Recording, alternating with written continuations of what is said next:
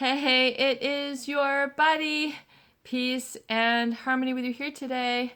Much love going out to all the beautiful, empowered harmonizers. We are zooming in and focusing in on a really important aspect, I feel, on topic of healing, and that is, or one of the blocks to healing or barriers, and that would be the fear or worry that as a target, as a supply, as someone who has been basically either isolated or separated, targeted as the supply. Maybe you've been scapegoated, meaning you've had a lot of negative come your way from people. They're always sort of trying to unload their baggage, unload their negativity.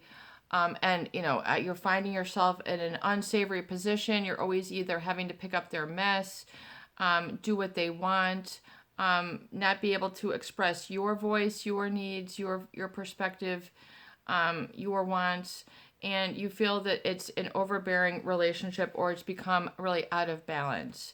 And oftentimes people then will maintain or tolerate an imbalanced, dysfunctional relationship for a long period of time. They feel that this is just the way that it is. This is how things are. This person, things will never get better with this person. Things will never get better. So you might have these proclamations which are self-limiting in the relationship, but also self-limiting to your happiness.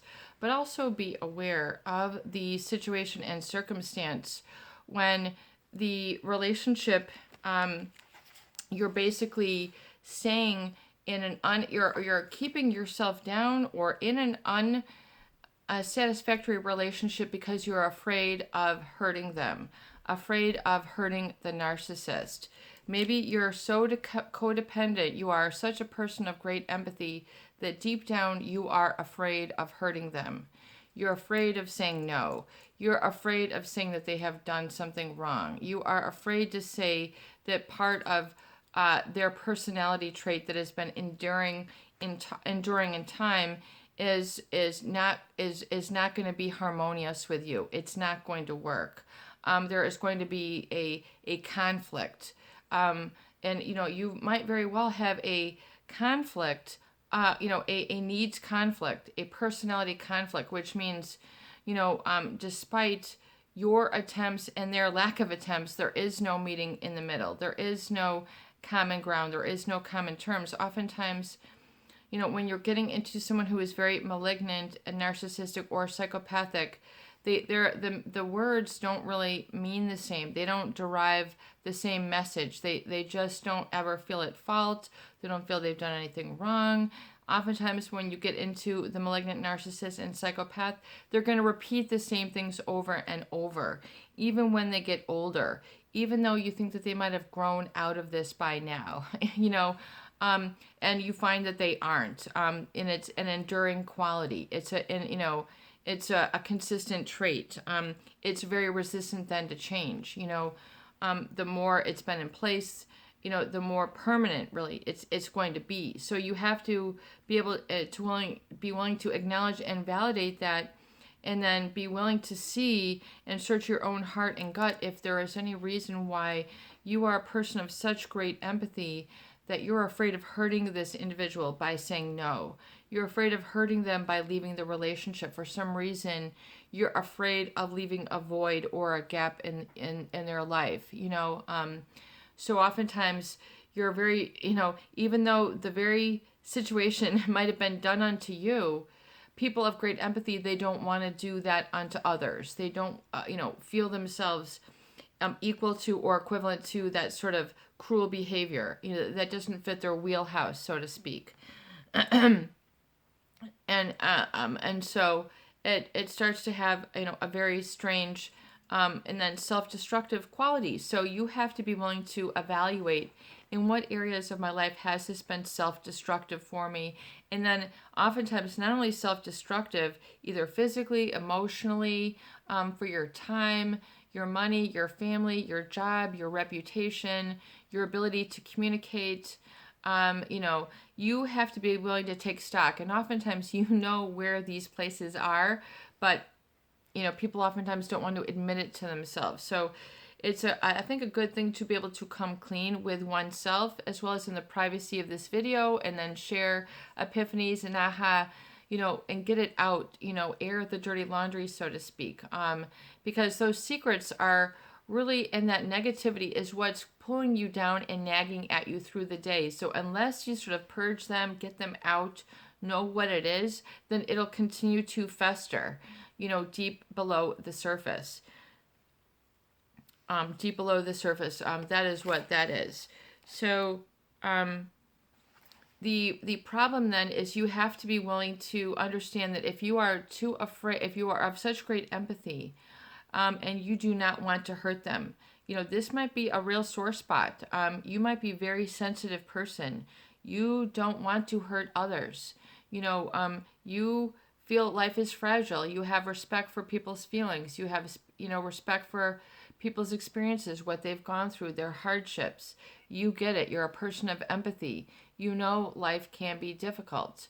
And not just for specific people. Life can be difficult for everyone, And so you might find yourself very difficult to cut the cord, cut the trauma bond, cut it, and let it go, and like allow it to be just sort of healed in a heart, and just sort of in its own, complete structure. But oftentimes people leave the door open to this hurt. They don't ever just sort of bring it into a closure or a wholeness.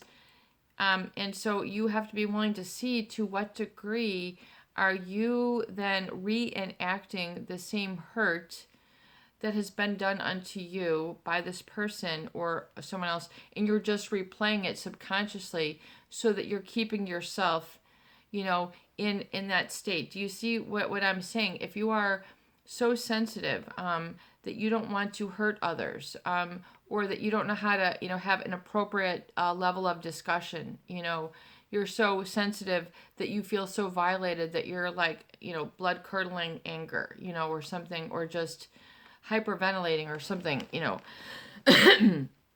realize that it can become that violation. You really had your toe stepped on.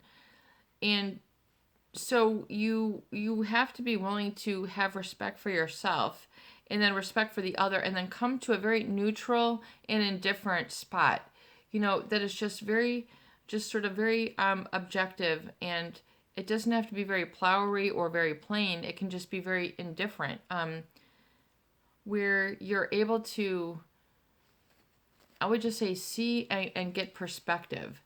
See and get perspective when you're just sort of unplugged for a moment. Just allow it, take 5 or 10 minutes, even 2 minutes, to see if you can understand this concept. And that if you, and realize in what ways have you, allowed this to go too far?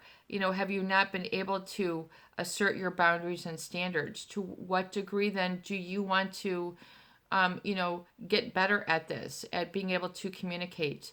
And also to be careful that it then doesn't carry over, so that you're then finding that you're looking for negative attention, that you're becoming irresponsible as a result of this, because it can turn like full circle. So be very careful that you're not so, because I think that is what happens, is that people become so afraid of hurting them or disappointing them or cutting, burning the bridge, that they never do it, when they really do need to go no contact, which is only the right thing to do, but they have trouble owning the right thing to do. So you have to experiment, and then with time will help you to prove to yourself. But oftentimes, if there is a lot of fear, disrespect, disloyalty, a lot of this withholding or withdrawing of communication or behavior, or they're just too much taking things are out of balance, then you really need to acknowledge that for what it is,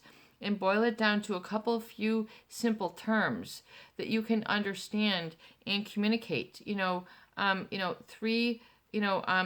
to 3 terms at a max. Why this is, and understanding why this has gotten to the way that it is, and that why you are so sensitive, and why you are fearful then of this relationship. So explore your fear around the relationship, and then, request that love surround the relationship.